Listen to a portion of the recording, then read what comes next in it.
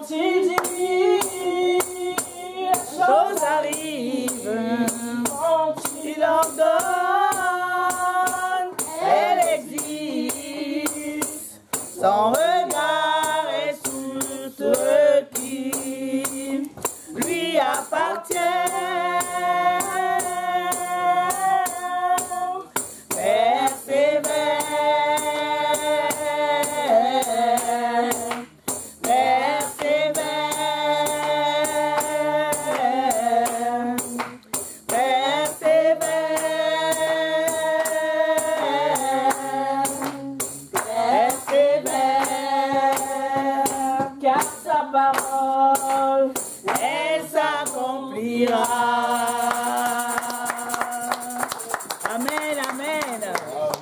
Que le nom de notre Dieu soit béni. Amen. Amen.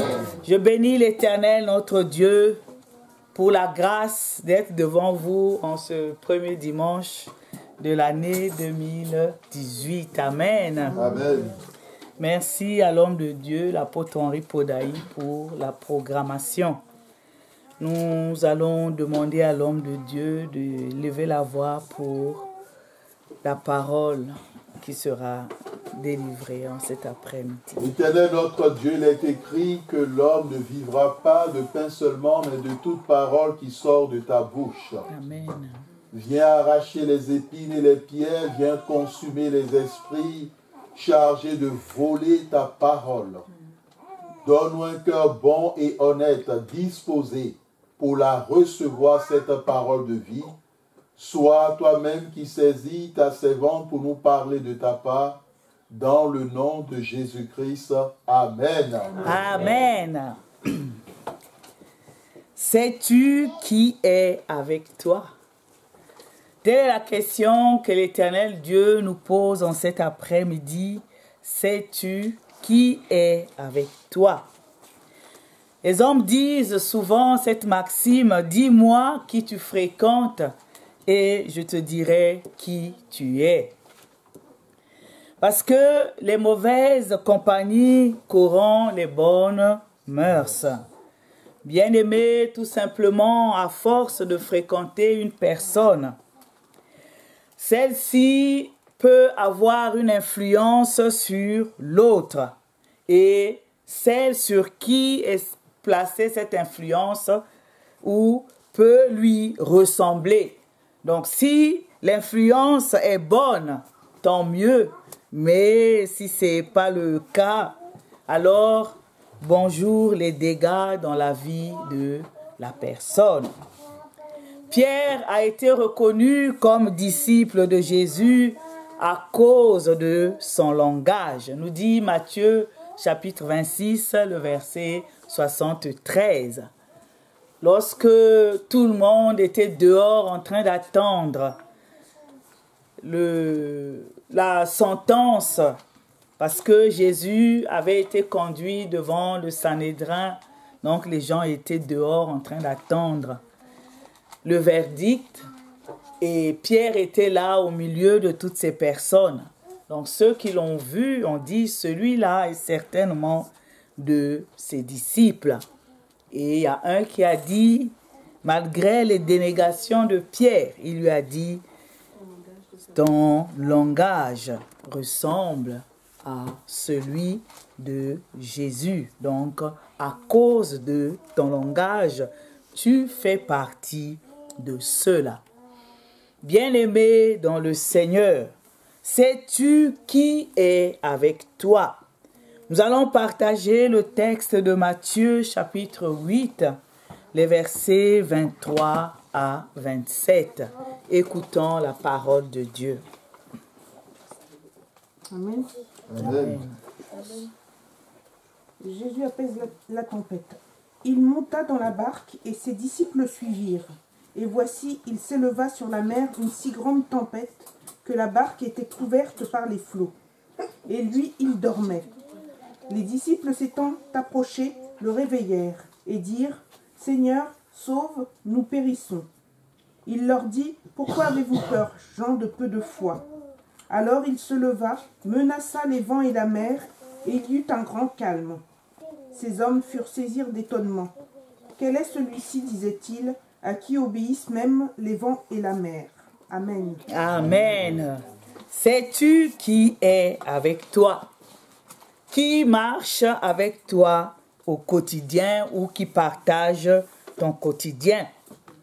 Ce n'est que bien plus tard que les gens disent « Si j'avais su, je n'aurais pas fréquenté telle ou telle personne. » Ou un tel ne serait pas devenu mon ami. Si j'avais su, bien-aimé, quand cela arrive, ce n'est que des si j'avais su qui sont multipliés. Peu importe le contexte, bien-aimé dans le Seigneur, cela peut être au niveau du travail. Qui est avec toi au niveau du travail? Qui est avec toi au quotidien dans ta famille? Qui est avec toi dans ton foyer? Qui est avec toi dans la vie de tous les jours?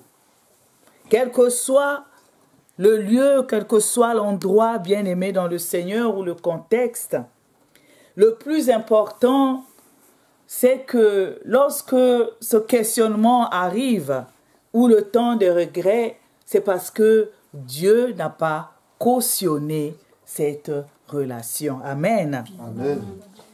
Dieu n'a pas cautionné la relation, bien-aimée, parce qu'on se dit souvent ou l'on pense que Dieu ne cautionne que ce qui est grand, ce qui est important, ce qui nous paraît insurmontable ou ce qui paraît extraordinaire. Ce n'est qu'à ce moment-là que Dieu intervient. Non, bien-aimé dans le Seigneur. Parce que Dieu est capable de te choisir les amis qu'il faut. Amen. Amen. Si tu dis à Dieu, Père, choisis-moi quels sont mes amis. Quels sont ceux-là qui seront mes amis? Dieu connaît tes fréquentations. Dieu te dira, parle avec tel, parle avec autre tel. Parce que Dieu qui sonde les cœurs et les reins connaît toutes choses. Amen. Amen. Dieu ne se préoccupe pas seulement, comme nous le pensons parfois, en ce qui concerne le choix du conjoint. On se dit, ça c'est énorme, il faut que j'en recours à Dieu. Non, mais en toute chose, nous devons demander le cautionnement ou l'aval de Dieu. Amen. Amen. Sais-tu qui est avec toi? Nous avons entendu le texte de Matthieu, chapitre 8, les versets 23 à 27. On nous dit que Jésus monta dans la barque et ses disciples le suivirent. Lorsqu'il est monté dans la barque, qu'est-ce qui s'est passé? Il s'est passé que la mer s'est agitée et une grande tempête s'est élevée et la barque était couverte par les flots. Et lorsqu'on regarde le texte, qu'est-ce que Jésus faisait? Il dormait. C'est scandaleux, diront certains. Comment se fait-il que lui qui est Dieu puisse dormir? Lorsqu'on va au début du chapitre 8, on voit que Jésus venait de quelque part. Amen. Amen. Avant qu'il ne monte dans la barque avec ses disciples, ils venaient tous de quelque part. Et Jésus a accompli beaucoup de choses. On nous dit que Jésus a guéri un lépreux. Jésus a guéri le serviteur d'un centenier et que Jésus a aussi guéri la belle-mère de Pierre. Donc la journée a été chargée. Amen. Amen. Quoi de plus normal que de prendre un bon repos? Parce que Jésus, c'est la parole de Dieu faite chair. Et la chair était fatiguée, il fallait bien qu'il dorme. C'est tout à fait normal. Amen. Amen. Après une longue journée, nous aspirons tous à dormir. Et le Seigneur dormait. Les disciples étaient dans la barque avec lui. Ils ont vu la tempête se lever. Ils ont vu la barque être secouée de gauche à droite. Et ils ont craint pour leur vie. Ils se sont approchés du Seigneur. Au verset 25, les disciples s'étant approchés, le réveillèrent et dirent, « Seigneur, sauve-nous, nous périssons. » Amen. Amen. Sauve-nous, nous périssons. Au début, il a été dit que les disciples ainsi que le Seigneur Jésus-Christ venaient de quelque part. Et de là où ils venaient, Jésus a fait plusieurs guérisons. Amen. Amen. Il a accompli beaucoup de choses et les disciples étaient avec lui. Les disciples ont vu ce qu'il a fait comme travail et ils se retrouvent dans la barque, il y a la tempête. Ils s'inquiètent de ce que le maître dormait. Ils ont vu, comment on pourrait dire, les effets de la nature. Ils se sont inquiétés. Au-delà de ce qu'ils avaient vu avec le Seigneur Jésus et qu'ils avaient accompli ensemble. Mais lorsque la tempête s'est levée, ils ont tout oublié. Ils ont paniqué. Ils ont oublié qui était avec eux. Ils ont oublié qu'ils avaient avec eux le Seigneur des Seigneurs. Amen. Amen. Le Roi des Rois. Amen. Amen. Ils avaient avec eux le Fils de Dieu. Et par rapport à ce qu'ils avaient vu de Jésus-Christ, ce qu'il avait accompli, étant ses disciples, parce que le disciple agit de la même façon que son maître. Il suit les instructions de son maître. Donc, ils étaient aussi capables d'agir. Mais ils ont oublié tout cela. Ils sont rentrés en panique. Et le Seigneur, lorsqu'ils l'ont réveillé, il leur a dit, « Pourquoi avez-vous peur, gens de peu de foi?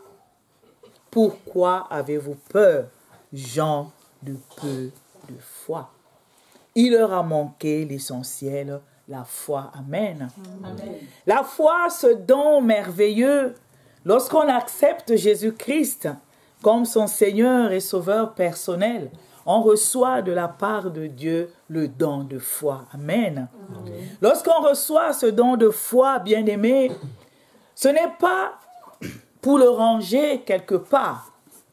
Ce n'est pas pour attendre que cette foi ait une puissance telle que, ou cette foi contienne des Celsius élevés, énormes, afin que cette foi puisse être mise en pratique. Non, bien-aimé du Seigneur.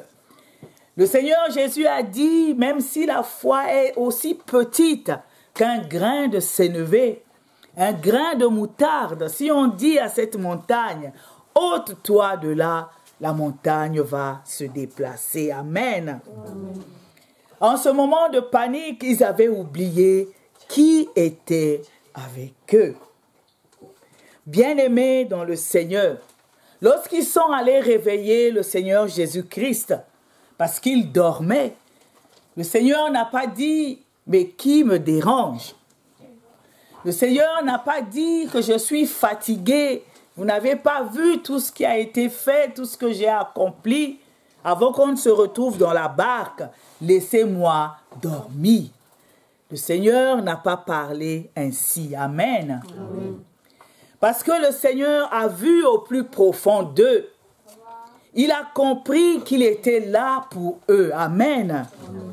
Qu'il est l'ami fidèle. Que ce soit dans les bons ou dans les mauvais jours, le Seigneur est là. Amen. Amen. Il répond toujours présent. Qui sais-tu qui est avec toi? La parole de Dieu nous dit que certains comptent sur leurs chars, d'autres comptent sur leurs chevaux. parce qu'ils ont mis toute leur confiance en ses biens, en ce qu'ils possèdent. D'autres diront, ils comptent sur leurs parents, ils comptent sur leur famille, parce que les parents travaillaient, ils ont thésaurisé, ils ont mis plein de choses à côté et eux, ils vont hériter. Donc, ils comptent sur la richesse de leurs parents. Bien-aimés dans le Seigneur nous permet de comprendre que quelle que soit la situation, quelle que soit la tempête, nous pouvons compter sur lui. Amen. Amen. Parce que lui, il est toujours avec nous. Amen. Amen. Il a dit qu'il est avec toi, bien-aimé, jusqu'à la fin du monde. Quelles que soient les situations, heureuses ou pas heureuses, le Seigneur Jésus-Christ est avec toi. Est-ce que tu le sais? Est-ce que tu le sais, bien-aimé dans le Seigneur? Si tu le sais, tant mieux, parce que tu ne vas plus promener des regards inquiets. Tu ne vas plus dire, Seigneur, sauve-nous, nous périssons. Mais tu vas te dire, je suis rassuré parce que je sais qui est avec moi. Amen. Amen. Dieu veut nous fortifier, bien-aimés, en cet après-midi, afin que nous comprenions que ce n'est pas en vain quand on vient en Jésus-Christ, quand on l'accepte comme Seigneur et Sauveur personnel et qu'on le laisse diriger notre vie entièrement, bien-aimés, nous ne serons jamais déçus. Alors, nous dit le verset 26b, « Alors, il se leva, menaça les vents de la mer, et il y eut un grand calme. » Il y eut un grand calme. Quelles que soient les situations, bien-aimées dans le Seigneur, sais-tu qui est avec toi? Qui as-tu choisi comme ami? Qui as-tu choisi qui doit être à tes côtés? Est-ce le Seigneur Jésus-Christ? Quelles que soient les situations, et tu es rassuré qu'il ne t'abandonnera jamais. Est-ce que c'est ton ami? Est-ce que ce sont les chars ou les chevaux?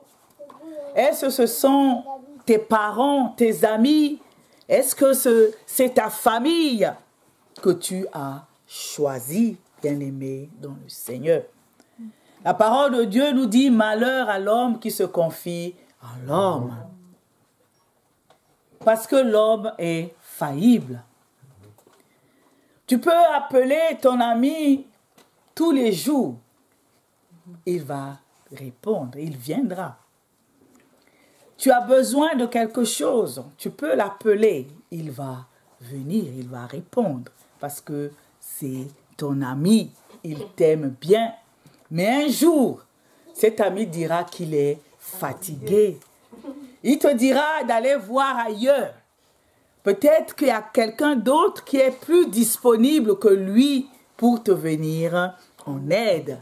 Mais ce n'est pas le cas de notre Seigneur Jésus-Christ. Amen. Amen. Lui, il répond toujours présent.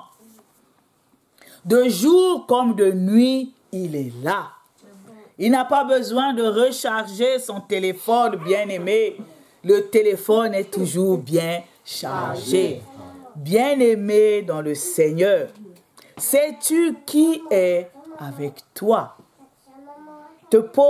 L'Éternel Dieu te pose cette question, ce n'est pas en vain, parce que le Seigneur te connaît. Amen. Amen. Il me connaît, il nous connaît. Il nous connaît au plus profond de nous, lui qui sonde les cœurs et les reins. Et il te dit cette question, il te la pose. Sais-tu qui est avec toi? Dans la parole de Dieu, lorsqu'on regarde le peuple d'Israël, lorsqu'il est sorti d'Égypte, cette génération qui est sortie d'Égypte, elle n'est pas entrée dans la terre promise à cause de tout ce qui s'est passé, à cause de la façon dont cette génération s'est comportée avec l'Éternel. Et c'est Josué qui a eu la charge, la mission de conduire le peuple jusqu'à la terre promise. Et lorsqu'ils sont arrivés, ils ont encore répété les mêmes choses. Ils ont eu les mêmes comportements. Et Josué a fini par leur dire, maintenant choisissez qui vous voulez servir. Arrêtez de clocher d'un pied comme de l'autre, d'un côté comme de l'autre côté. Il faut que vous soyez fixés aujourd'hui. Choisissez qui vous voulez servir. Josué leur a posé la question. Parce que lui, dit-il, moi et ma maison, nous servirons l'Éternel. Amen. Amen. Josué l'a dit, moi et ma maison, nous servirons l'Éternel. Vous qui passez le temps à vous amuser, vous qui passez le temps à dire, aujourd'hui c'est Dieu, demain ce n'est pas Dieu. Vous tournez en rond, vous revenez, vous attristez le cœur du Seigneur. Vous mettez le Seigneur en colère parce que Dieu, il est lent à la colère, mais il se met en colère. Amen. Choisissez qui vous voulez servir. Josué chapitre 24, le verset 15. Moïse, avant Josué, a conduit le peuple. Et toujours dans la démarche, le peuple est ce qu'il était. Le peuple a paniqué. Mais Moïse a rassuré le peuple parce qu'il avait reçu une parole de l'Éternel. Il savait qui était avec lui. Et il a sorti cette parole. Les Égyptiens que vous voyez, vous ne les verrez plus jamais. Gardez le silence parce que Dieu combattra pour vous. Amen. Amen. On continue dans la parole de Dieu, bien-aimés, les exemples sont nombreux. Nous l'avons entendu lorsque Élisée et son serviteur se sont retrouvés dans l'adversité et que le serviteur Géasi s'est inquiété. Élisée a demandé à Dieu de lui ouvrir les yeux afin que Géasi puisse voir qui était avec eux. Amen. Amen. Quand le Seigneur lui a ouvert les yeux, il a vu qu'il y avait une grande armée qui les entourait. L'armée de l'Éternel était avec eux. Et ceux qui sont avec eux, avait dit Élisée, ceux qui sont avec nous sont plus nombreux que ceux qui sont avec eux. Amen. Amen. Sais-tu qui est avec toi? Dans tes choix bien-aimés dans le Seigneur, est-ce que ce sont des bons choix? Des choix que tu fais tout seul parce que tu te dis tu es mature. Parce que tu te dis que tu as confiance en toi-même, que tu peux faire les choses toi-même et selon toi. Ce qui est certain, bien-aimé dans le Seigneur, que dans tes propres choix, tes choix à toi, qui ne sont pas cautionnés par Dieu, bien-aimé dans le Seigneur, tu vas te retrouver par terre. Mais il y a un ami qui est là, un ami fidèle qui s'appelle Jésus-Christ. Il est l'ami fidèle. Il peut être dérangé à tout moment. Il n'a pas de saison, lui. Bien-aimé dans le Seigneur, à toute saison, il est là, il agit. De jour comme de nuit, il agit. Dans le visible, il agit. Dans l'invisible aussi, il agit. Il n'a pas rechigné les disciples l'ont réveillé pour lui dire leurs sentiments, pour lui exprimer leur peur du moment. Seigneur, sauve-nous, nous périssons. Le Seigneur Jésus a répondu favorablement. Il s'est levé. Que ce soit Josué, que ce soit Moïse, que ce soit Élisée, ce sont des hommes qui ont compris et qui savaient qui était avec eux. Amen. Amen. Qui était avec eux. Et ils ont communiqué cette assurance à ceux qu'ils dirigeaient, au peuple. Et ils ont communiqué cette assurance à ceux qui étaient avec eux. Bien-aimés dans le Seigneur. Quels sont les choix que tu fais? Les fais-tu avec Dieu afin de tenir ferme, quelles que soient les circonstances, ou les fais-tu toi-même, selon toi? Mais sache que lorsque les choix ne sont pas faits avec l'Éternel, lorsque l'Éternel n'est pas avec toi, rien ne peut marcher. Alors, bien-aimé, sais-tu qui est avec toi? Réfléchis au plus profond de toi. Et si la réponse est toi-même, il est temps que tu composes avec Dieu. Amen. Amen. Si c'est Dieu, si c'est Jésus-Christ qui est avec toi, bien-aimé dans le Seigneur, sache que tu as la victoire. Amen. Amen. Que l'Éternel bénisse sa parole dans nos cœurs. Amen. Amen.